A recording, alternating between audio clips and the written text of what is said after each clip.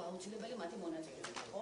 ეს არ ნიშნავს იმას, რომ ჩვენ უსათუოდ ქვეყნებში, იმ ქვეყანაში, სადაც არჩევნები ტარდება კარგად, მნიშვნელოვანი ჯარიმა, ან თქვა სხვა ტიპის არის, ან შენ არა გაქვს უფლება მიმართო. ძირითადი საუბრის თემა იქნება დემოკრატიულ პროცესებში და საარჩევნო პროცესებში, როგორი უნდა იყოს ჩართული ახალგაზრდები, რა აქტივობა უნდა განახორციელონ მათ, როგორ უნდა შესძლონ მხარდაჭერების მოპოვება იმისათვის, რომ ყველა ახალგაზრდამ რეგიონში მცხოვრებმა გააცნობიეროს რა დიდია არჩევნებში მათი მონაწილეობის მნიშვნელობა.